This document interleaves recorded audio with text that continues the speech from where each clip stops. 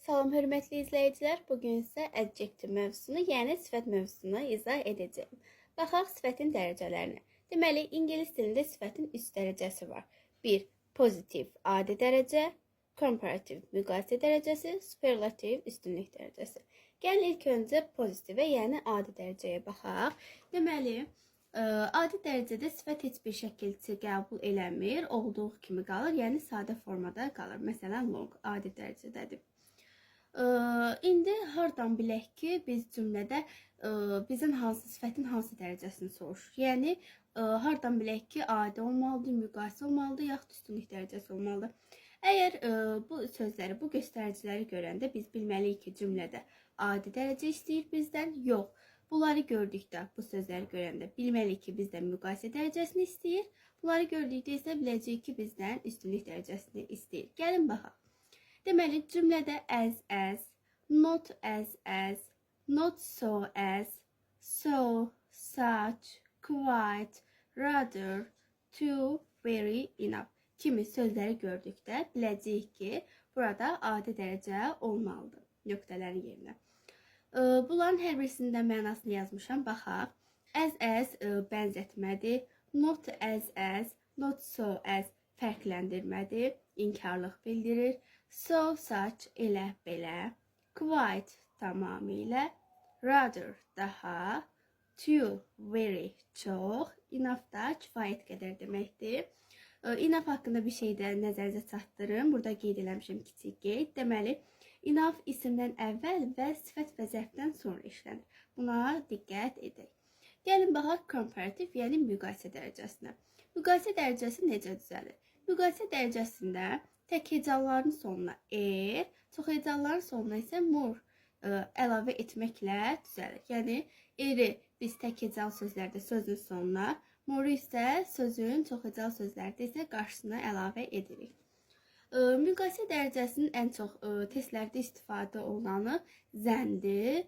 Daha çox zəndən istifadə olunur. Deməli, zəni görəndə biləcəyik ki, burada müqayisə dərəcəsidir.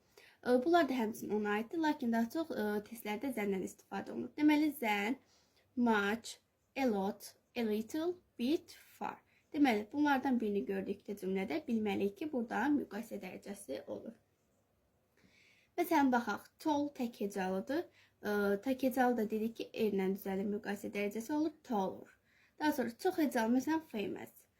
Çox hecalıdır, dedik ki, çox hecalının da müqayisə dərəcəsi more-la düzəlir. Olur more famous. Belə.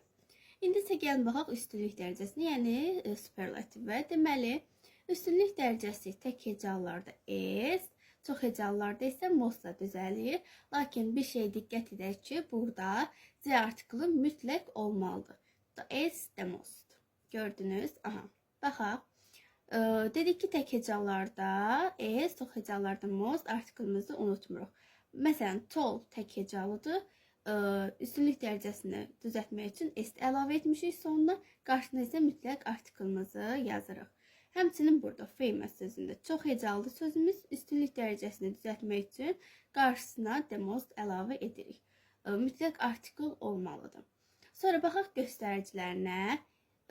Deməli, göstəricilər də dedik ki, bunları məsələn biz cümlədə görəndə bunlardan birini biləcəyik ki, orada üstünlük dərəcəsi olmalıdır. Məsələn, is, on, at, among, one of all, has, have, ever.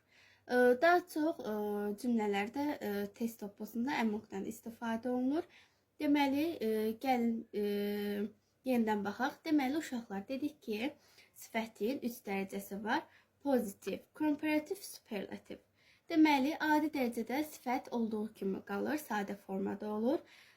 Dedik ki, bu göstəriciləri, bu bağlayıcıları görəndə bilməliyik ki, cümlədə adi dərəcə olmalıdır. Adi dərəcəli sifət olmalıdır. Müqayisə dərəcəsinə gələk. Müqayisə dərəcəsi dedik ki, tək hecalılarda sonuna çox hecalılarda isə qarşısına more əlavə etməklə düzəlir. Hardan biləcəyik ki, müqayisə dərəcəsidir? Deməli, bu sözlərdən, bu bağlayıcılardan birini gördükdə biləcəyik ki, cümlədə müqayisə dərəcəli sifət olmalıdır. Gəlirik üstünlük dərəcəsinə superlativ. Üstünlük dərəcəsində dedik ki, tək hecalılarda da is, çox hecalılarda isə the most-la düzəlir. Mütləq artiklımız olmalıdır. Baxaq nümunələrimizə. Deməli, sözümüz tək hecalıdır. artiklımızı qoyuruq, s-imizi yazırıq. Sözümüz çox hecalıdır. The most, deməli artiklımızı qoyuruq, most sözünü də qarşısına əlavə edirik. Hardan biləcəyik ki, üstünlük dərəcəsidir? Deməli, bu sözlərdən birini gördükdə cümlədə bilməliyik ki, orada üstünlük dərəcəsi olmalıdır. Gəlin, indi isə baxaq kökündən dəyişən. İsə keçək kökündən dəyişən sifətləri. Kökündən dəyişən sifətlər nədir? Biz dedik ki, sifətin adi dərəcəsində sifət olduğu kimi qalır. Müqayisədə erlə, morla düzəlir. Üstünlükdə də s, də mostla düzəlir. Kökündən dəyişən sifətlər isə istisnadır. Necə? Deməli, digər sifətlərdən fərqli olaraq burada gördüyünüz 4 sifətin müqayisə və üstünlük dərəcəsi kökündən dəyişmə yolu ilə düzəlir. Baxaq deyəcəm. Məsələn, birinci baxaq yaxşı sözümüzə. Good.